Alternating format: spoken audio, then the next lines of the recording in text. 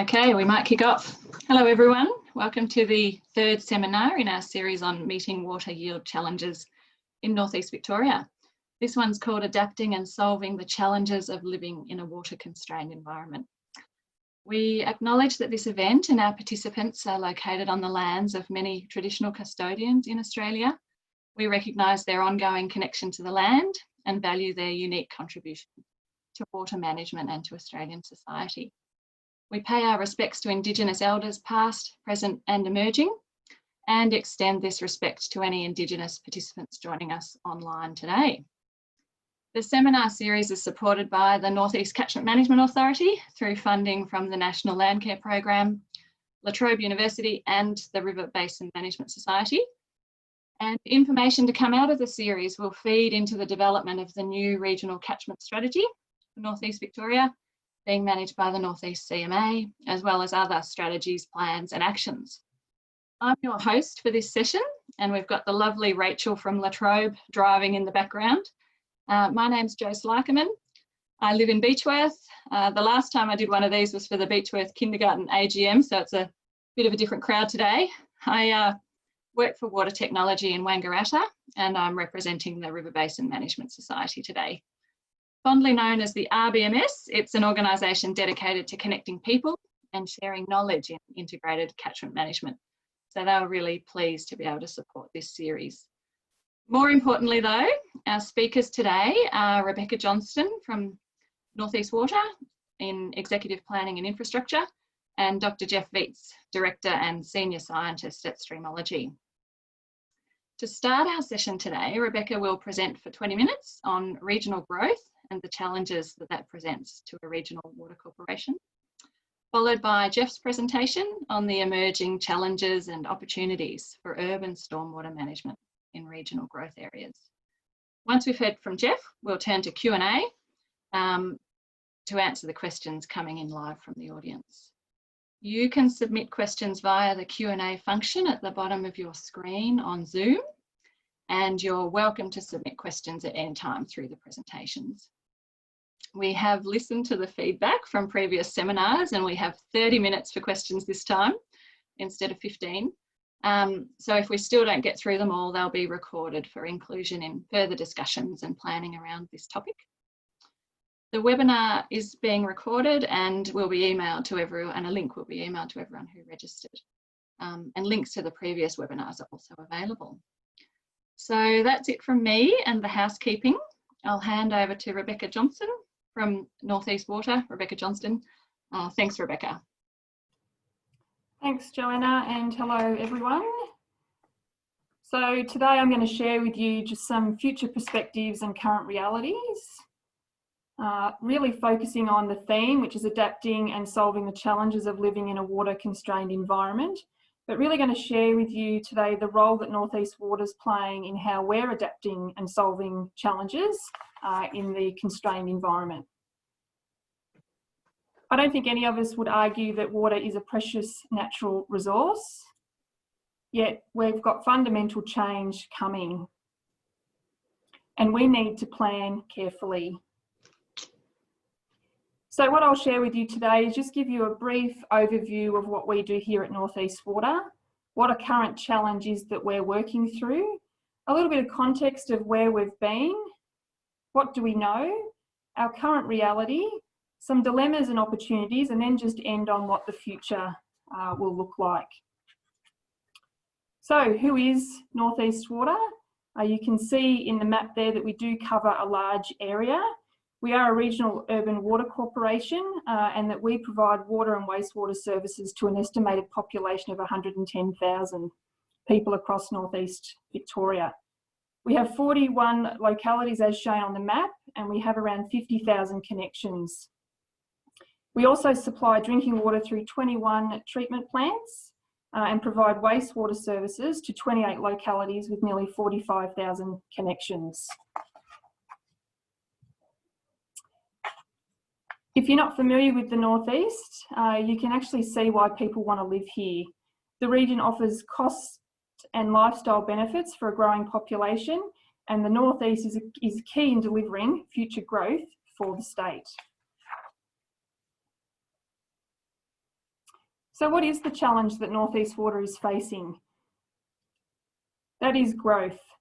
And how do we, North East Water, adapt and solve this challenge in a water-constrained environment? As I'm going through the presentation, I ask you all just to consider in your mind, how could your household use, say, 30% less water to support growth of a region with a finite resource? Our population has grown and is continuing to grow, meaning water use is rising. We have longer, drier periods, meaning less available resource. So what does that mean when it comes to growth for North East Water?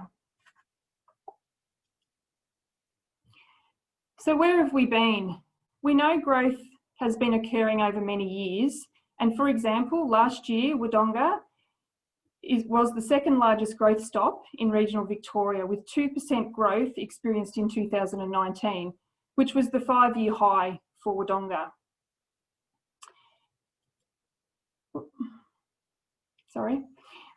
We know we experience droughts and floods, and we've experienced them for a long time. So if we think back, Federation drought happened in the early 1900s. World War II drought happened mid-1930s to the mid-1940s, and the millennial drought happened in 97 to 2009, which during this time in Victoria, the 13-year period, was particularly dry with rainfall totals markedly below average. Now, if you look at the two pictures, the one below, as you could imagine, it's very easy to engage in conversations about resource when you have a spillway that looks like that. But when you look at the picture above, it becomes a lot more challenging to engage when you're facing those challenges. We've also had several single droughts in between that time, but we've certainly learnt a lot through the millennial drought. These droughts have been interspersed with floods, and in addition to the need for significant water shortages and restrictions, drought and floods can also impact water quality. Flood in particular can impact on the wastewater treatment plants. Our level of service was last tested in 06-07, and during that time we had communities on stage 4 water restrictions, and we did experience some of our rivers running dry. Since the millennial drought, climate change and growth have accelerated significantly. So what do we know? Back in 2017, we embarked on developing our regional growth strategy. Regional growth strategy defined regional growth as about creating visibility of water-based regional growth opportunities through partnerships with local and state governments and other infrastructure and service providers. The purpose of bringing all the information together through this project was to take a coordinated, strategic approach that enables North East Water to more effectively assist authorities and investors in framing and implementing future economic development activities, as well as highlighting the part water can play, and importantly, the approach to assist to promote water security and sustainability. Now, if you look at the picture on this slide, that's the area that is called Leneva in Wodonga. Now, when we talk about growth, we're not just talking about a couple of paddocks with some houses. This is the next area of growth for Wodonga, and it's going to double their population over the next 30 years. So what did the regional growth strategy tell us? In 2017, what it told us was that we had approximately 47,000 zoned or planned zoned residential lots for future development. Projected growth was around 80,000 new residents by 2051. And the majority of the growth for us was sitting in our big 4. So Wodonga, Wangaratta, Yarrawonga and Benalla. And if you look at those from a numbers perspective, Wodonga was predicted to increase to up to 50,000 new residents, Wangaratta 3,000, Yarrawonga 5,000 and Benalla 2,000. In regional Victoria, it's expected to grow from 1.5 million in 2015 to 2.2 million in 2051. And this equates to a quarter of the state's growth. So what is the current reality? What we're seeing is that this growth is happening now. Now, it's probably fair to say that some of this has accelerated since COVID began, but certainly is happening very quickly. So if you look at the red dots on the map, you can see the bigger the dot, the bigger the growth that we're expecting. And there are a few dots there that sit within our region. So for example, Wangaratta over the next 5 to 10 years, there could be up to nearly 2,000 lots created, which when you go back to the regional growth strategy and what it's stated in 2017, we're expecting 3,000 over the next 30 years. That's changed very quickly. The other challenge that we have, which is slightly different to what the cities experience, is that in Melbourne, for example, quite often when land is developed, they're only dealing with one developer. For example, in Wangaratta, we're dealing with 27 developers, which does make it challenging. With growth comes both dilemmas and opportunities. And I'm going to focus on 3 key areas around economic, infrastructure, and environmental. So firstly, I think most of us would know climate change and the impact that that's having, and that it is reality. I think we all are aware that our projected temperatures will change over the next, up until 2030, and they'll change significantly, and we'll see higher increases in summer. Annual rainfall will decrease, mainly in winter, with a multi-year wet and dry periods likely. This in turn will change both the natural resource and our landscape.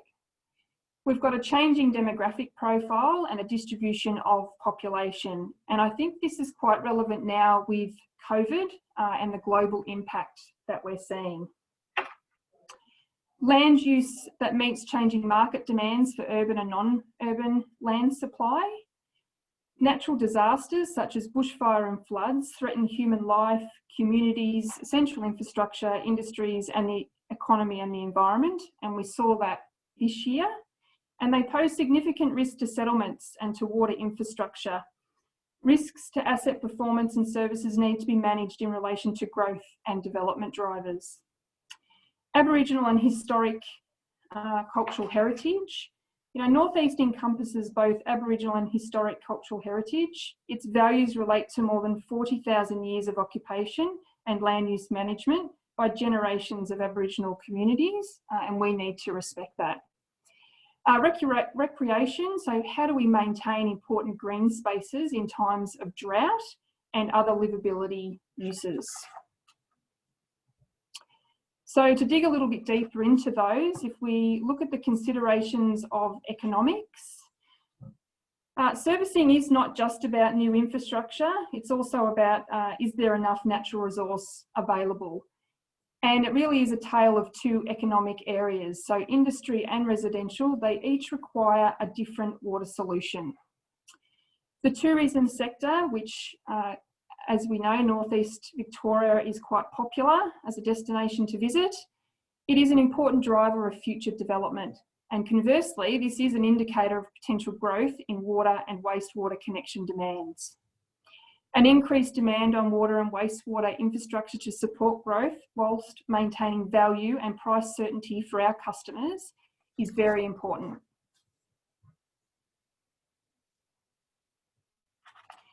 Considerations of climate change and the environment.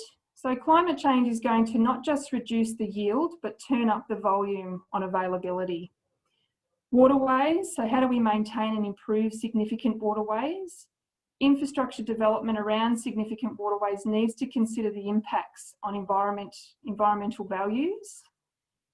If we consider the landscape, we need to support the significant contribution from public land to the natural system.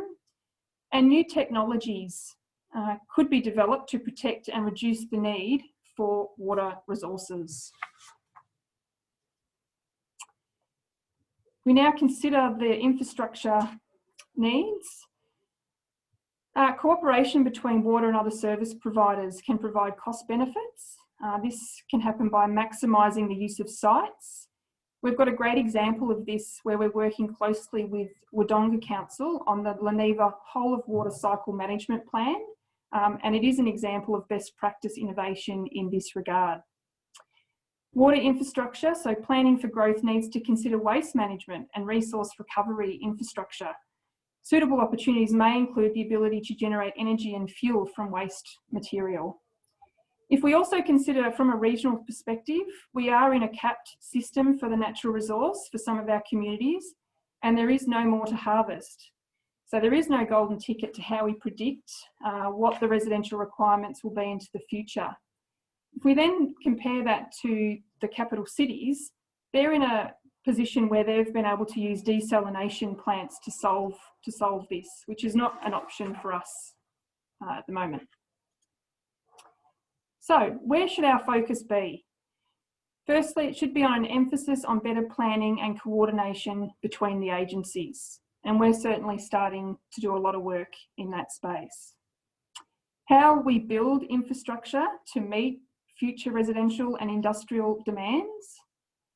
The need to address and plan for water security in a changing climate. Land use planning. And only innovation will reconcile growing communities and reducing the natural resource. So what will the future bring? So we can't continue to do it the way that we've been doing it historically. It just isn't going to be enough.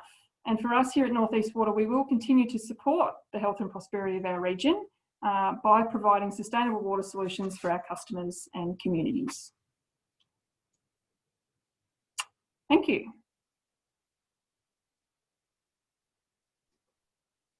Great, thank you. Thanks, Rebecca. That's fascinating. Some really good images there of the kind of extremes that we're living through at the moment, and the scale of the growth that we can expect. And it's great to see that someone like North East Water is really thinking about the impacts of climate change and considerations for infrastructure. And that there's a bit of a focus there on agencies working together and to continue planning adaptively. So we might, everyone feel free to stick their questions into the Q&A function, and we might hand over now to Jeff Vietz from Streamology.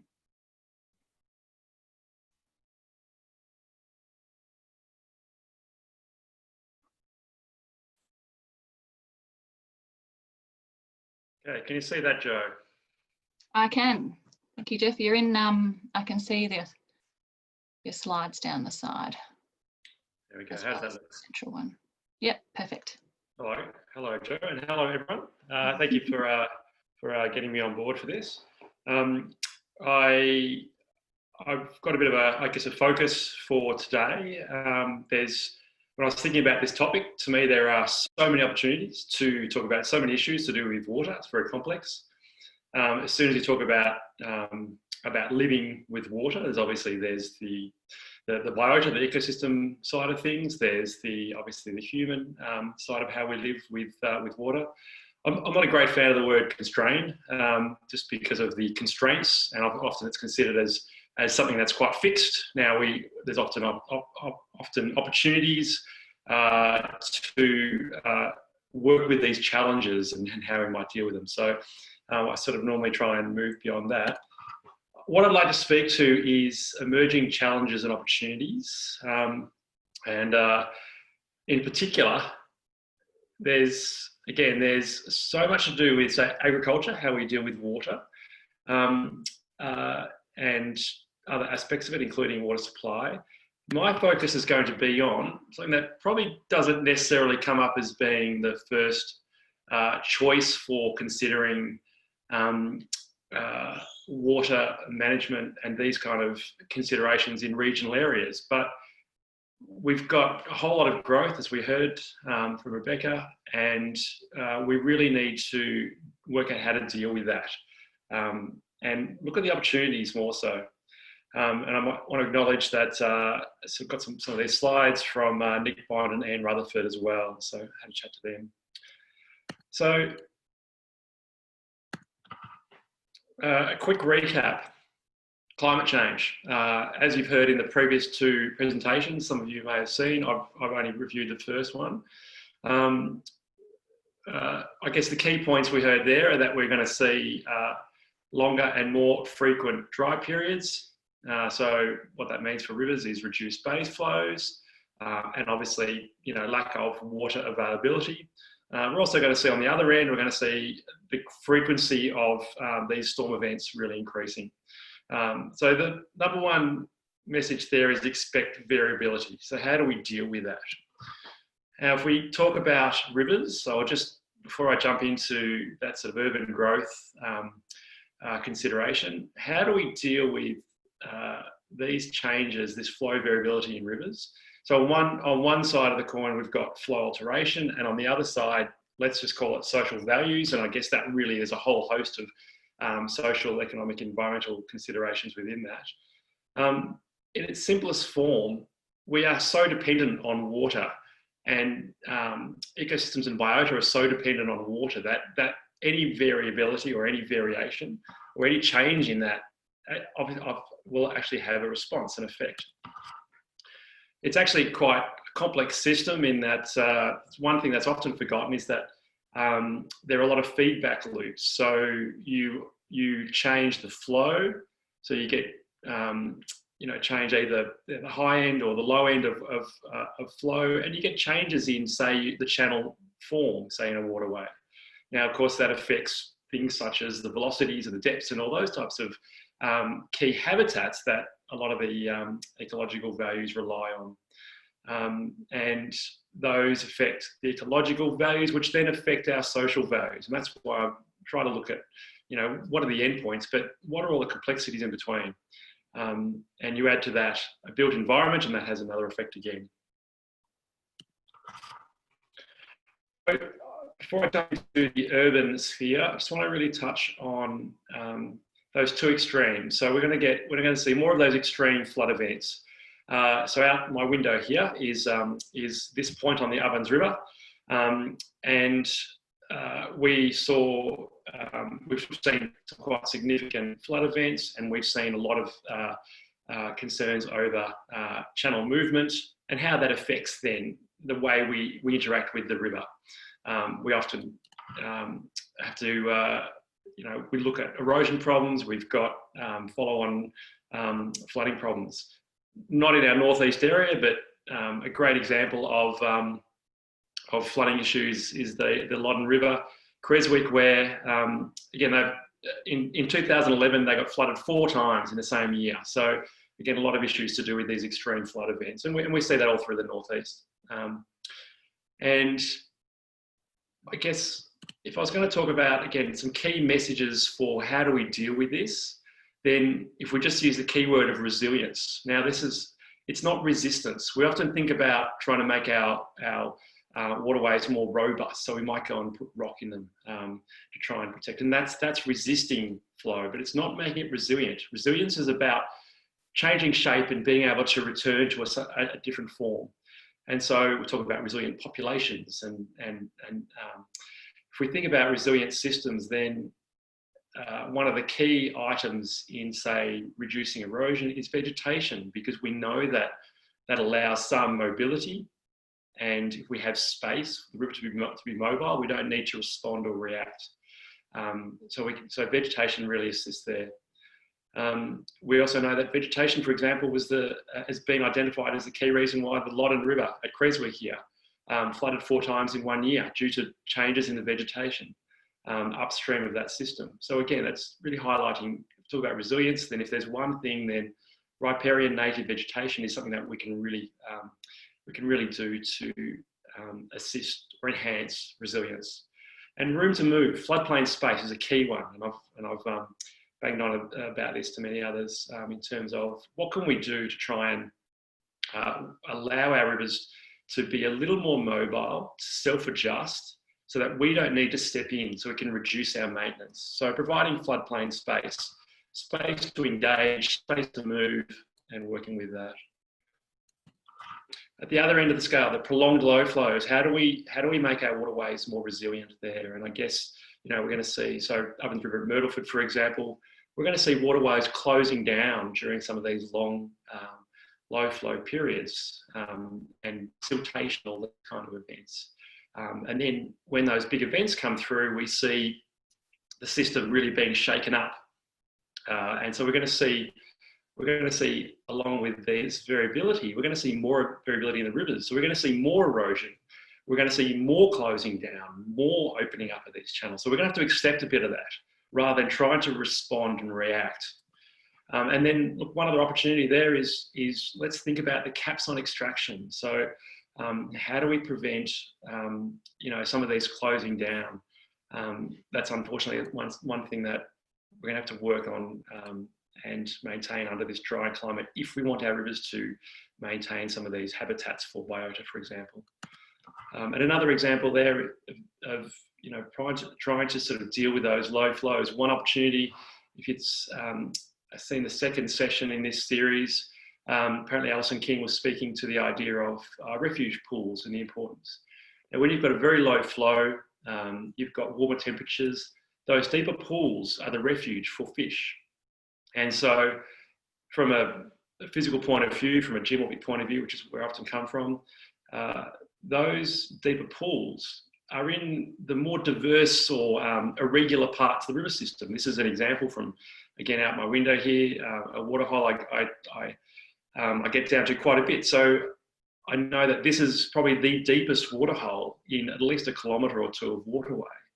It's at an irregular bend. It's at a bend that's eroding. You can see by, we've got a path to consider the way we manage those irregular, scruffy sections if we want to change refuge pools, because those are regular points where the hydraulic creates the pools will then be our refuge in the future. Upstream is another point where, just pausing there, I saw that connection was unstable. Hopefully I'm back. So these systems where on rock these systems, we've created a very regular bend. We find it's a very homogeneous bend. Don't make those holes like we previously did. So we're losing those refuge pools. There's one thing we can do is really try and avoid some of that smoothing out of our waterways. And so the message there is really enhance diversity.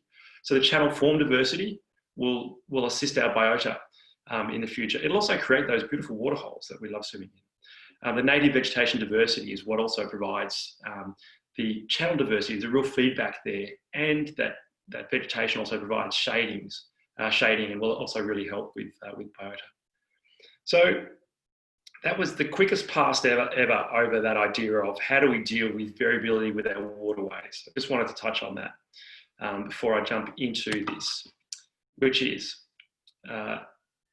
many of you will recognise it if you've looked on Google Earth. You'll see that it's an image of Victoria at night. So what you're seeing is the lights from urban areas. It's a really good indication of where our urban areas are. You can see Melbourne at the bottom there, and you can see that there's a whole host of towns throughout Victoria. Many of you will be sitting in right now. Now, what we know, and this is what I guess is maybe one of the mainstays for why I'm talking about this in a regional area, is that the amount of urban area in regional Victoria is actually greater than the amount of urban area, so as a combined area, greater than the amount of area that urban Melbourne occupies. So Ian Rutherford has done some work on this, and so we're looking at slightly more combined area. Now, we have a much smaller population in those regional areas, but as we know, that's changing. We also know that those regional urban areas, towns, regional cities, as we heard about before, we know that they're, to make sure that I'm still online, a lot of those towns and regional areas are on very small waterways. So the brown there is the urban areas and the blue is the waterways. About half of our towns in the northeast, in Victoria, are on first or second order streams. Those are the streams that are really small. So first order stream hasn't got any other connections. A second order stream is where two first order streams join, and then it goes on. Third order stream when another one comes in. And so we see the majority of our towns and regional areas on very small waterways. Now, what that means is that our urban areas can have a significant impact on these small waterways, because those town areas, the urban built up areas, might be small in themselves. But if they're a dominant part of that catchment, then they'll have quite an influence.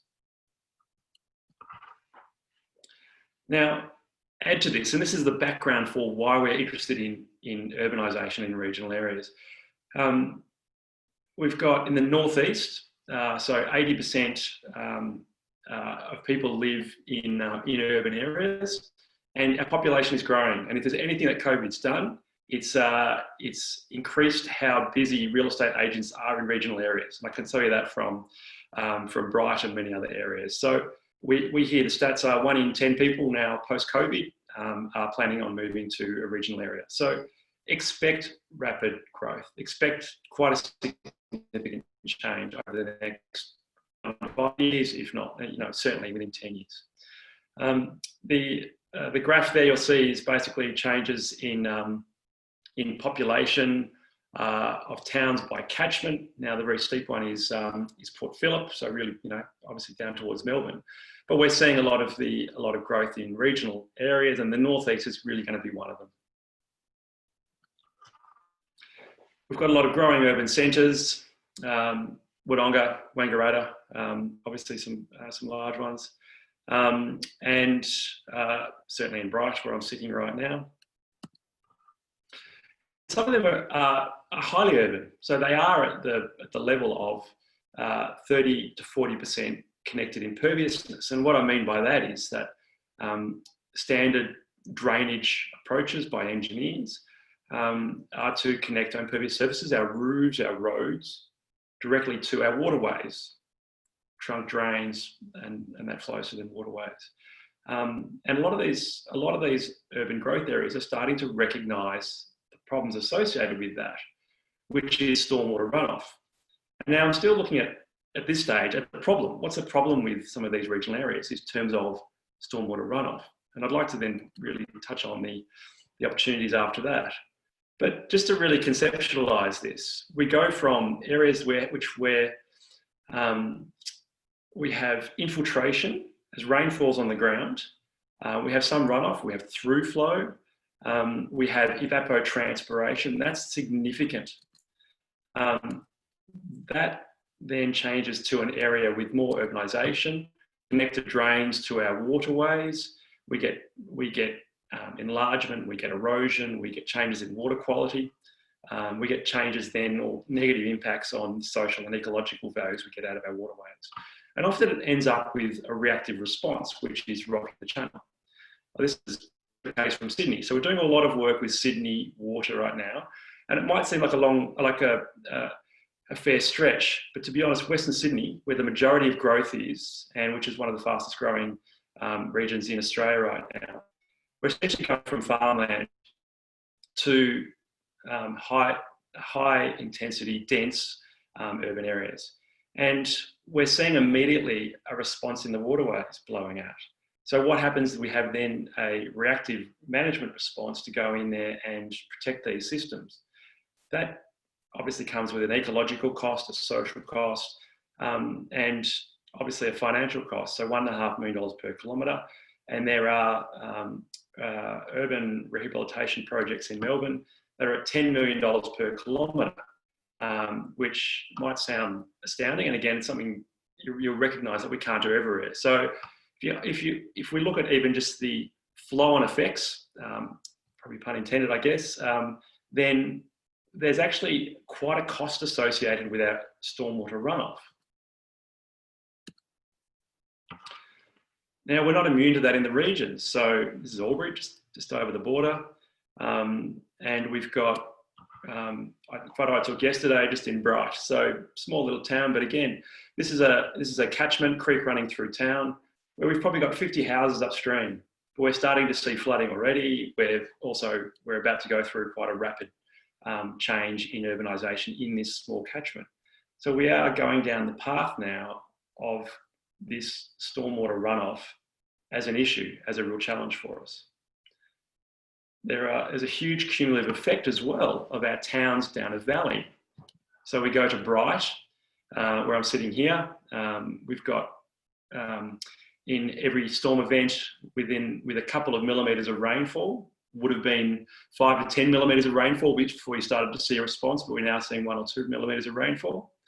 And 2016, we saw quite an event come through Bright with a lot of flooding that then passed through Myrtleford, and as many of you know, that saw a lot of impacts locally, not just from fluvial flooding from the waterway, but also pluvial, so from rainfall, so flooding from the catchment, which actually closed the Great Alpine Road.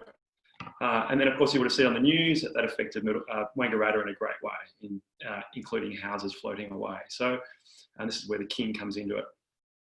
So we've got, again, this cumulative effect. And we're not going to suggest that that's all coming from stormwater runoff from roads and roofs, of course, but there's a contribution that we need to consider.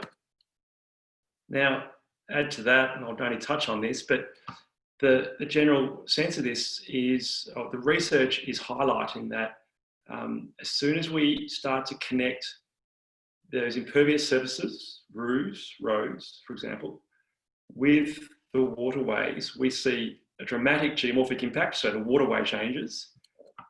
And very similarly, we see a dramatic ecological impact. So this is looking at macroinvertebrates, which are a good indication of waterway health. And that happens at very, very low levels, so 3 to 4% connected imperviousness. So what that highlights is that it's not a lot of imperviousness in order for that to occur. And we've seen this throughout Melbourne, and there's quite a bit of work on this throughout Melbourne. And so the red there is greater than 3%. A lot of those waterways are gone. We're seeing a lot of significant changes at less than 3% even in Melbourne. So it highlights, it's a harbinger of what's to come in some of our smaller towns and certainly our rural cities if we don't address this problem. On the flip side, so let's step away from the waterways. And this is an example from Melbourne. Again, all the research is in Melbourne, and this is one of the issues, one of the research gaps. We're not thinking about this in regional areas. In fact, there was a whole Victorian Waterway Management Strategy chapter on urban waterways, and it focused just on that, urban waterways, not urbanisation and the effect on waterways, which is quite different because we are in regional areas seeing urbanisation. We're going to see more. So on the flip side, we've got an opportunity. And this is why this is such an important one in terms of water management, because it's a real win-win. So not only do we not necessarily want to get rid of that water in the conventional engineering approach, and I can be quite critical of engineers, having been one, we actually have an opportunity now to find or to utilise water as a resource. So it's quite an alternative water supply, and this is really coming to the fore in Melbourne. So when a development occurs up in the headwaters, there's an opportunity to capture and reuse that water. And not only for water supply, but also we know that in urban areas, and again in regional areas we're seeing this too, we're seeing warming. Now, if we can green, if we can retain water in the soil, then we see a cooling effect. And there's also some minor benefits for local flooding and those other aspects. So we're seeing an opportunity to capture the water and reuse it. And again, in this drying climate, when, as we heard from Becca, the water availability is an issue. We've got an opportunity to capture it, and it's actually quite a substantial volume or supply because, for example, the volume of water that runs off roads and roofs in Melbourne is equivalent to the demand, the water demand that Melbourne has. So imagine the opportunity we have of actually capturing and reusing that water. And of course, the other part of this pie here is the flow-on effects I've been talking about in terms of the downstream impacts. And a pretty picture from Europe, which in some ways I quite like it because it highlights one of the opportunities for us in regional areas that in some ways we're trying to push with Melbourne. And to be honest, Melbourne's planning previously did a very good job of this with the fingers for growth throughout Melbourne and with agriculture right next to it. Now that is In regional areas, we've got opportunities to have densification or urban areas, and right next to that, maintain agriculture. So we've got water running off that we don't want to run straight into our waterways to degrade them, and we've got a water supply required or a demand. And so there's an opportunity there for us to really sort of look to that European model. Excuse me. And so if I capitalise on that, then, or sort of conceptualise that, the picture in the top left is an urban area in Doncaster, but to be honest, it could be, it could be Wodonga. We've got the same approach to drainage across Australia, and to be honest, worldwide. And what we get is that direct connection to the waterway. Now, if we can replace that with water, so we capture and that opportunities are huge for an alternative water supply. So I've just seen my connection is unstable again. I'm back on board. So if we can infiltrate, then what we can do is also provide flow, and that low flow. So we saw that we've got prolonged flows, and we're going to see more of them. And if we're putting more of that back into the landscape, then there's an opportunity there to maintain some of that.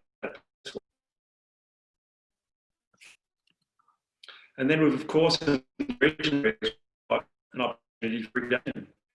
Once we start actually capturing, the biggest challenge we've got in Melbourne now, and in Sydney, is wasting water in a drying environment. But we actually can't get rid of enough water because we're capturing it, trying to keep it out of the waterways.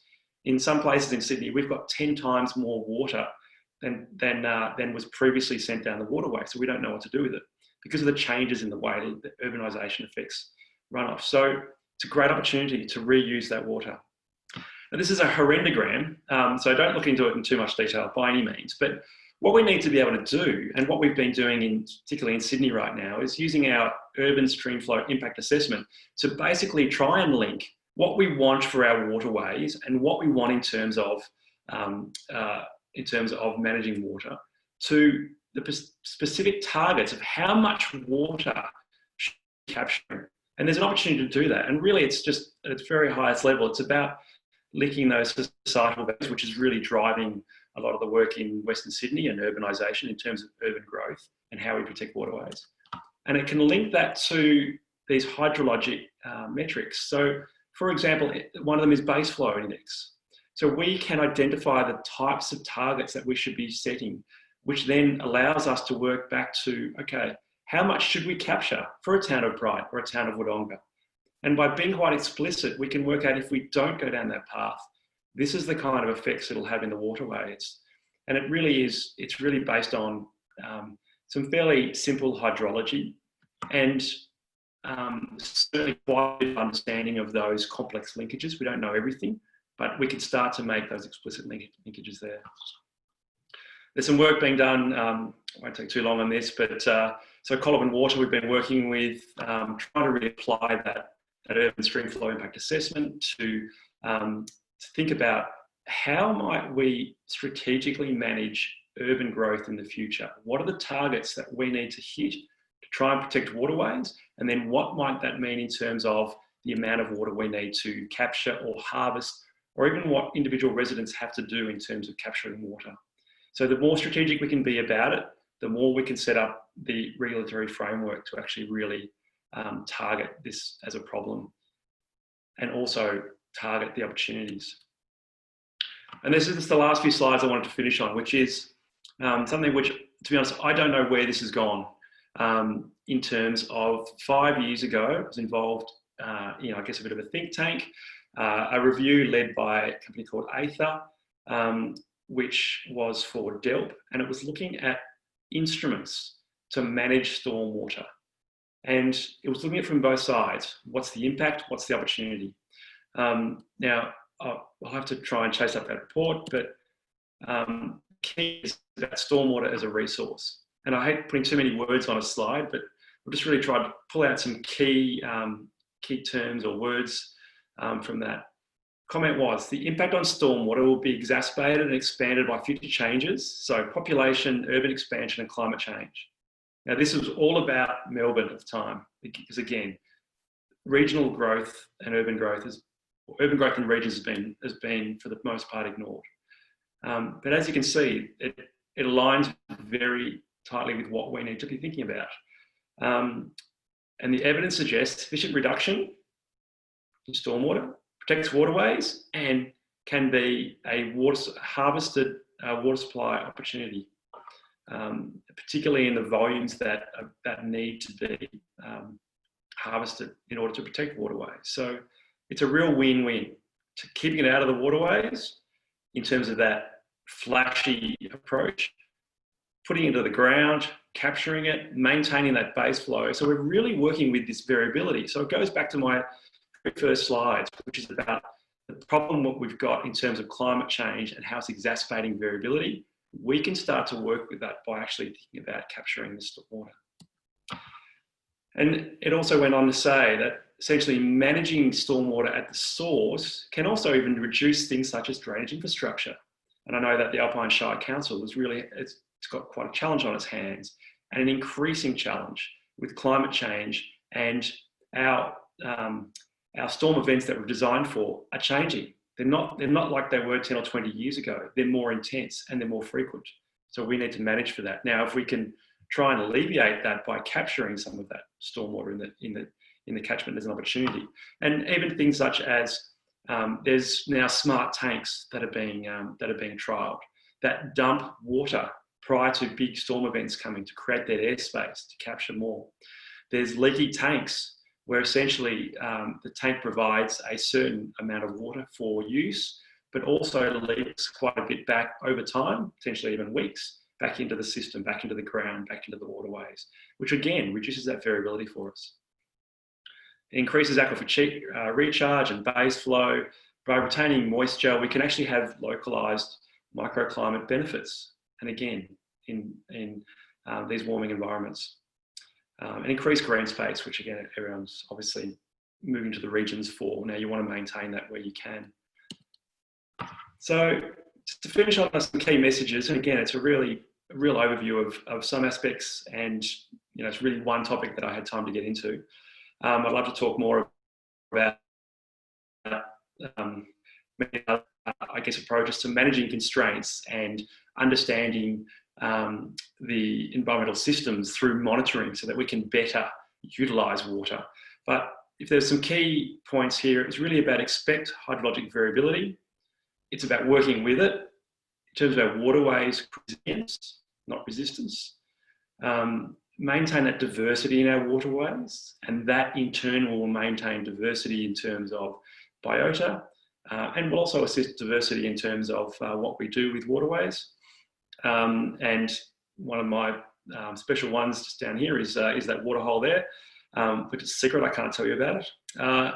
Expect regional growth pressures. I don't think anyone's going to deny it. That's changed again. It's really ramped up under post-COVID, if there is post-COVID.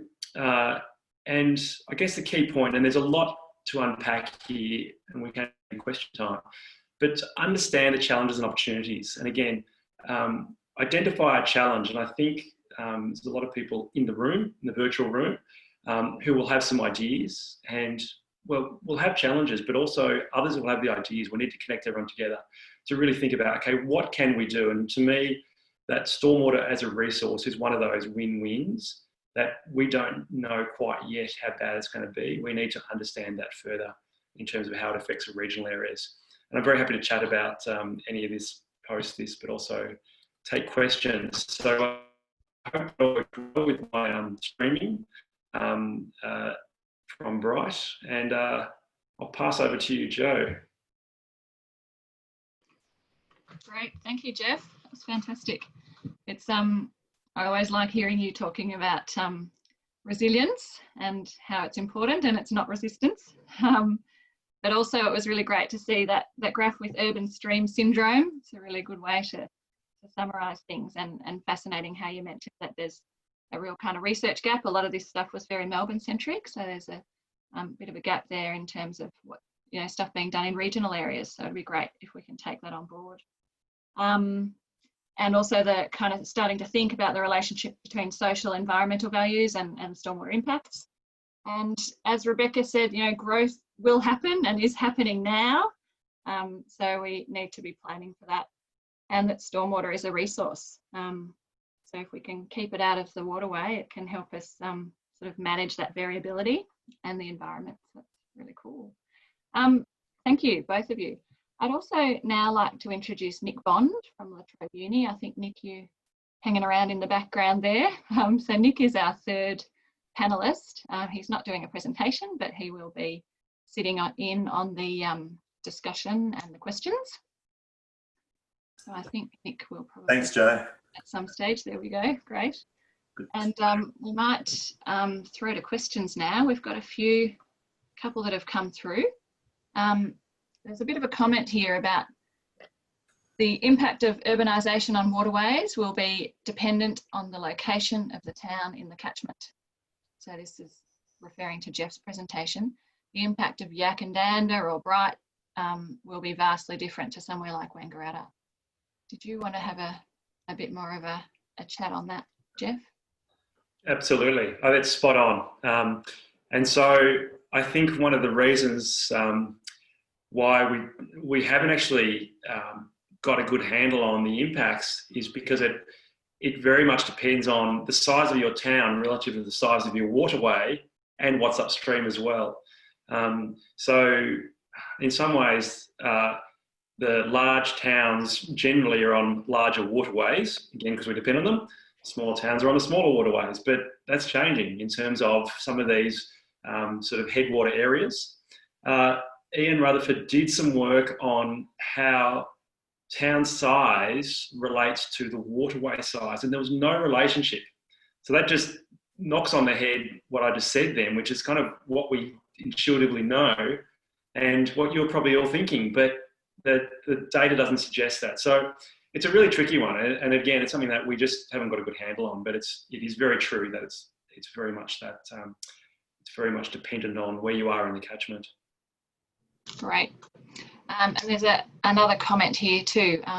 Someone said thanks to both speakers, and Nick Bond, you might want to talk on this, but Jeff, there's another question for you. Has there been much work on more detailed cost benefit analysis of some of the strategies that you've mentioned? Yeah, so we just did one for Sydney Water. So again, it's nothing in the regional areas. And to be honest, I haven't actually even seen the results of it because as some of you may know, I managed to land on my head and break my neck just as we're finishing the report. So I'll look into that one when I can hold my head up better. And I'm not sure when we can make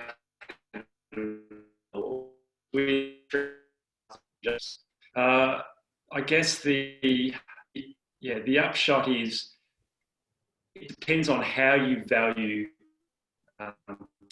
flow and effect, which are the waterway values, and it also depends on the type, the level of development you're doing in the catchment. There's a lot of variables, and but yeah, it's starting for Sydney. It's starting to become a business case for why you actually do urban design for the economics of it, rather than just in terms of once start to take into account all those previously allocated costs, they can really start to account. So it's getting there, but there's not. Yeah, from what I've seen so far, it's just starting to actually make the business case quite a reality. But there's more to be done in terms of that. It's a really open topic. Great, thanks, Jeff. Lots more to be done. We lost you for a minute there, but I think that was the main point, that it's a work in progress. There's another question that's come through for Rebecca. How far out do you plan for future growth and infrastructure, and what variables affect this planning? Yeah, great question. I think the regional growth strategy that I mentioned, it was projecting out to 2051. However, it was done in 2017. We also do our urban water strategy, which looks at 50 years going forward, as well as internal planning documents that support that. And our urban water strategy is now up for review, so we're doing a new one now. I think when we think about things that, you know, cause variables to that, I think COVID is a really great example. So you think about 2017 when we did our regional growth strategy, you know, that had some great thought put to it and what it would look like up till 2051, a lot of research and, you know, evidence to support that. Then along comes COVID in 2020 and you've nearly almost got to throw it out and start again because it just has accelerated growth. So where we thought we had time, that time's been reduced and we're now sort of working at a faster pace to deliver on that growth. So, you know, 50 years out is where our planning sits. But, you know, there's always consideration of should we be looking further advanced to 50 years. Great. Okay, thank you.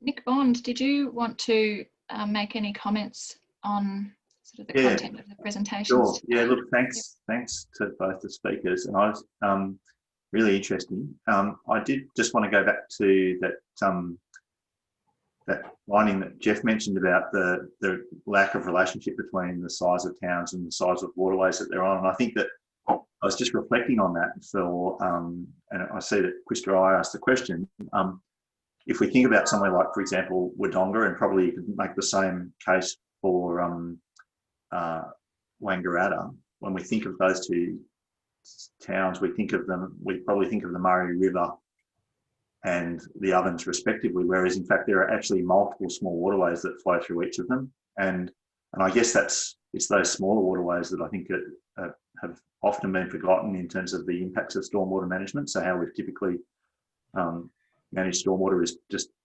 pipe them into those sort of systems and they can become heavily eroded, as you've shown, Jeff, and as that photo from Albury showed, where we actually wind up effectively converting them into a concrete channel where they really no longer provide any of those other social values. So I think it's interesting, I think, how some of these smaller waterways are almost completely forgotten in our thinking about the waterways that our towns are on. Yep, great. Thanks, Nick. Did you want to speak, Nick? You're right. I'm happy to ask another question if Rebecca. Yeah, go for it. So Rebecca, I was interested in those planning horizons that you mentioned. When we look at the sort of the rate of climate change, it's sort of arguably tracking at the higher end of what some of the projections were if we go back, say, 10 years. Has that caused you to have to, and I think you may have partly answered this already, but has that caused North East Water to sort of have to go back and revisit some of those plans and actually realise that, well, maybe what we thought was going to happen or where we needed to be in, I don't know, 2030, we actually need to be there in 2025 or 2020 even? Yeah, Nick, I think, you know, that's another variable as per the last question, in that, you know, as things change, whether it's COVID or climate change, you know, you do have to continually go back and look over what you've planned, because, you know, what you just think our urban water strategy is only 3 years old and already things have changed dramatically since we pulled that document together. So I think we're on this constant journey, which is what we recognise internally, that we have to continually reassess the environment that we're operating in and what variables are existing that could cause us to need to change our plan and our direction. So I don't think we can, you know, in the past where, you know, like many organisations where you develop planning documents and they are valid and for the life of the document, I just don't think that exists anymore. So we're on this constant, you know, change journey that we need to be on top of what those variables are, because things will just, will get away from us otherwise. That's great. Thanks, Rebecca. It's, as you say, it's just so important. We're on this kind of adaptive management cycle the whole time now. You know, we might have previously done a strategy or something that lasted for even 10 years, but things are changing very rapidly. Yeah. So I encourage everyone to put some comments or questions into the Q&A function. Even comments are great because we're happy to just raise them and talk through them with the panel while we've got everyone together. There's another question that's come in. Are we and this relates a bit to both presentations, but Jeff initially in his presentation mentioned the potential cap on extractions. So there's a question here, are we simply extracting too much water from our waterways, and should we try to address this issue? So who would like to speak to that one? Yeah, look, I mean, I can. It's a tricky one because it depends on obviously where we're looking at. It's, to be honest, it's one that I just sort of said as a passing comment for this, so I hadn't really put a lot of thought to it. And I guess I say that because if I think about it from a waterway perspective, if you think about, we're going to see longer prolonged dry periods. What do you do about it? Now, if we haven't got a storage, then we can't provide those flushing flows that we would. Now, I'm definitely not advocating for any more storages and dams. So really, our opportunity is to actually put a cap on it. Now, if you think about it, a river like the Ovens, we've done a pretty good job over the last 15 years of actually looking at over allocation and trying to actually sort of rebalance that. You know, as the primary industry is a big one of those. I think it's probably a good ecological question in some ways. So maybe Nick's probably better to answer it from a, you know, how are we going to survive some of those really long, dry, hot periods? Nick, have you got some? Yeah, sure. So it's a really, obviously it's a fundamental question and one that goes to the heart of a lot of the debate, particularly say within the Murray-Darling Basin about the management of water resources. And I think probably the way to answer it in a roundabout way, and you'll probably think I'm trying to skirt around the issue, but if we look at how water is managed, then clearly Southeastern Australia, like many other parts of our country, is what you call water stressed, where there simply isn't enough water to go around to meet all of the demands that are there all of the time for both the environment, for agriculture, and for industry and urban uses. So there are quite sophisticated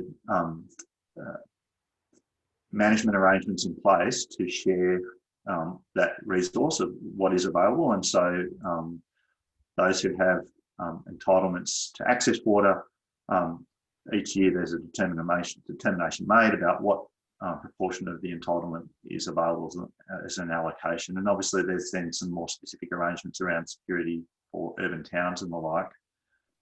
Now, a lot of the determination around how much water on average is available to share between users has been based on looking back over the past to look at the rainfall patterns, inflows into storages, and using that information to actually determine what the available water resource looks like on average.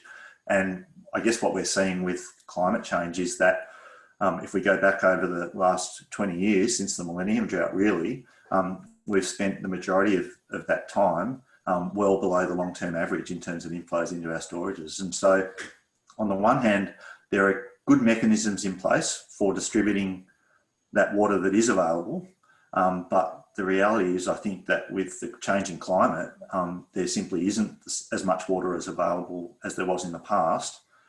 And to some degree, that means that the answer, I think, to your question is yes.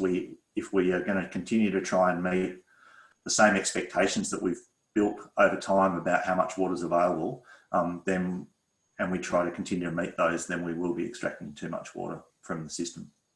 So there's going to have to be adjustments from all quarters in terms of how we cope with less water, as the previous seminar speakers have talked about as well. That was a very long answer. Sorry, Jo. No, that's fine. It's great. It's really key point. Yeah.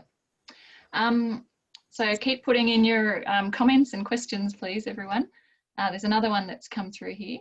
Do you think water will be a limiting factor for regional expansion, but towns of northeast Victoria hang on. Do you think water will be a limiting factor for regional expansion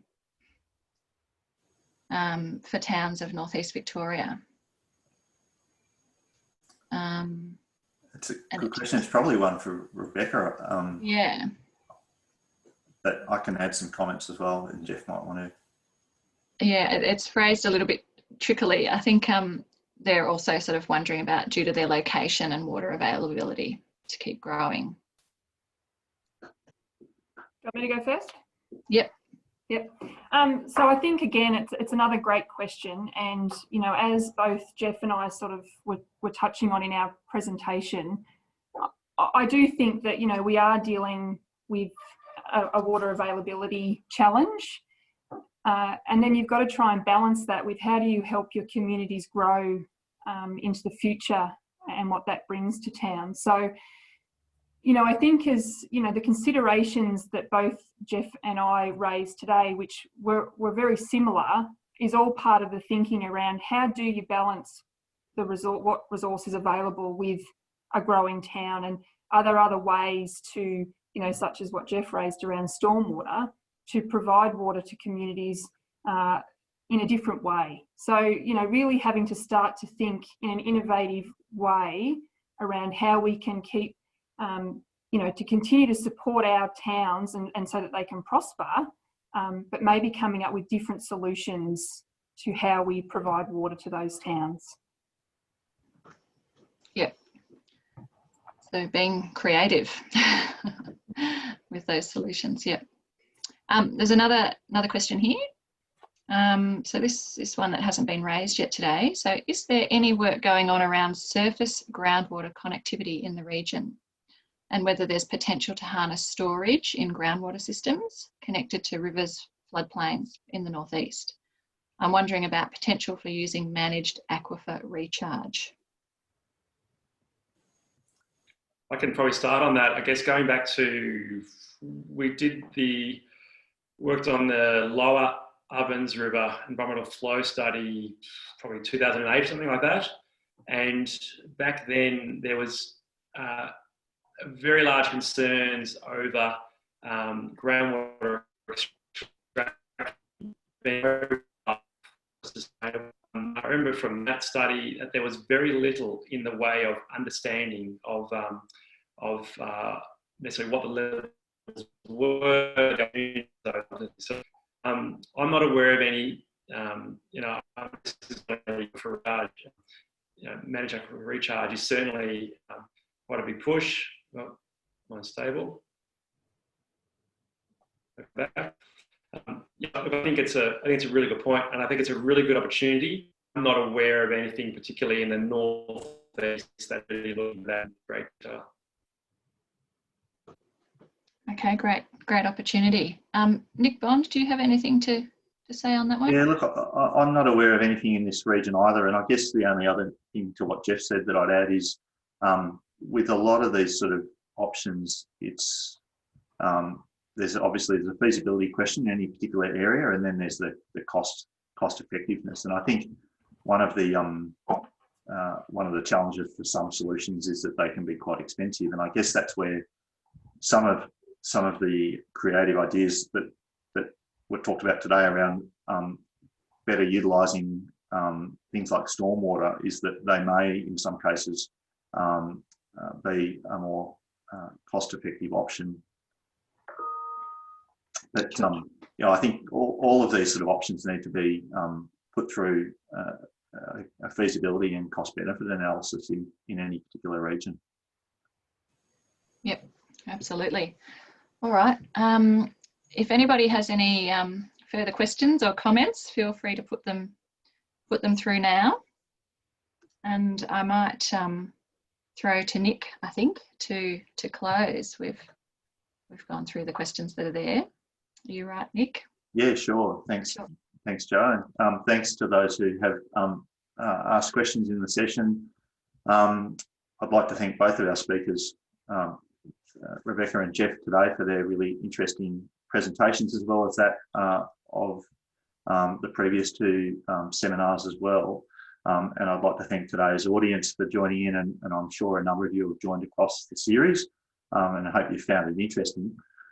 Look, from my point of view and from La Trobe's perspective, I guess when we talked with the North East Catchment Management Authority and RBMS about running this seminar series, I think that one of the real opportunities that I saw, as well as touching on this obviously really important topic, was just to, against the odds in some ways with COVID, obviously making it difficult to have face-to-face conversations, but to use this as an opportunity to just start to have a more open dialogue about some of the challenges that are being faced in the region among practitioners, but also with informed community members and interested members of the community, to stimulate discussions, share ideas, and I guess to, as Jeff and Rebecca have both pointed to today, to start to think creatively about what the challenges are ahead and how we can start to plan for those and actually not just plan, but implement strategies now that will better position us in the future. I think if you look to the big cities around the country, and Jeff's talked about some of the lessons that we've learned from them studying rivers and streams in those settings, it's much more expensive to fix the problem later than it is to get in early and plan proactively. So I think there is an opportunity for us in this region to do that in both the sort of specific areas that we've talked about today, but also more broadly across catchment management and planning for climate change over the years ahead. So I hope that we'll have ways to continue the discussions that have been kicked off in this seminar series. And again, thanks to everyone for joining in. Great. Thanks, Nick. And look, as I think we mentioned at the close of the previous sessions, the intention, and haven't confirmed with either speaker yet today, but we would like to make the recording available. The sessions have been recorded, so we would hope to make those available to people so that they can follow up later. And we will think about via the questionnaire, encourage people to fill out the questionnaire, how we can continue to engage with you. So thanks again. Thanks, everybody. Thanks for having us. Yeah. Always have a chat. Thanks, Joe. Thanks, Nick.